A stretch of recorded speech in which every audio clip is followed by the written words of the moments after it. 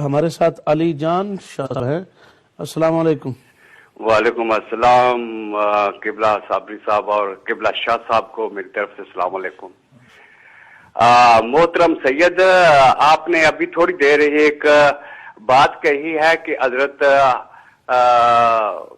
کیا نام ہے اور پیغمبر کا آپ نے لیا کہ انہوں نے زکریا علیہ السلام کہ انہوں نے دعا مانگی تھی کہ مجھے اپنے خاندان والوں سے ڈر ہے، اللہ مجھے وارث دے. تو اگر یہ علمی وراثت تھی تو علم تو چوری ہوتا نہیں، یہ کون سی وراثت کے لیے انہوں نے وارث مانگا تھا؟ تو پھر جو حدیث لا نورث والی ہے اس کی نفی نہیں ہوتی؟ یہ میرا سوال ہے آپ سے. شکریہ. جی ٹھیک ٹھیک. جی حضرت، یہ میرا خیال ہے اس پر پہلے آپ بات کر چکے ہیں، اگر ساتھ ہی تھوڑی وضاحت فرما دینا. جی شاہ صاحب، مسئلہ یہ ہے کہ جو خفت الموالی من ورائی کہا ہے تو اس میں یہ بات کا تعین کرنا کہ وہ دنیا کے مال میں ہی ڈاکہ ڈال سکتے ہیں، دین پر نہیں ڈال سکتے، یہ آپ نے خود اپنی طرف سے نکال لیا ہے.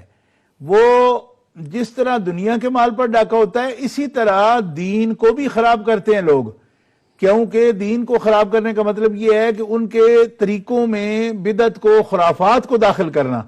تو یہ وارث جو طلب کر رہے ہیں تو یہ وارث اسی لیے طلب کر رہے ہیں کہ جو میرا ورثہ دینی و علمی ہے، روحانی ہے اور نبوت کا ورثہ ہے، اس کے لیے وارث دیا جائے تاکہ اس کے اوپر جو لوگ بھی اثر انداز ہو سکتے ہیں ان کا وہ رد کر سکے اور میرے نہج پر، میرے طریقے کو وہ چلا سکے.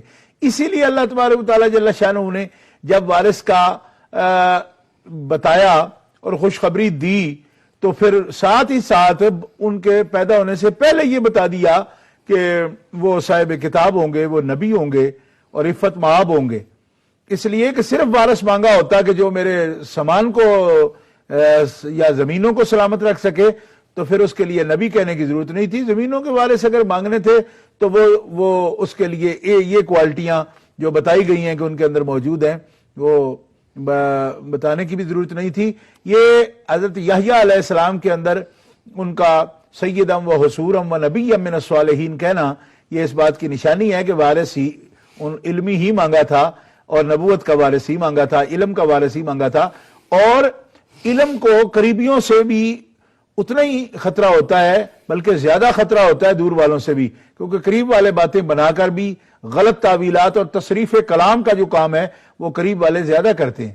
جی اس لیے اس کو اس حدیث کے مقابل سمجھنا جس میں سرکار نے فرمایا کہ انبیاء کے مال کے وارث نہیں ہوتے، اس کے لیے اگر آپ دیکھنا چاہیں تو احتجاج میں جا کے امام جعفر صادق رضی اللہ تعالیٰ کا فرمان ہی سن لیں. اگر ہماری بات پر کان نہ دھرتے ہوں آپ، امام جعفر صادق رضی اللہ تعالیٰ نے بھی یہ روایت فرمائی ہے امام محمد باقر سرکار سے کہ انبیاء کے وارث درہم اور دینار کے نہیں ہوتے، ان کے علم کے ہی وارث ہوتے ہیں.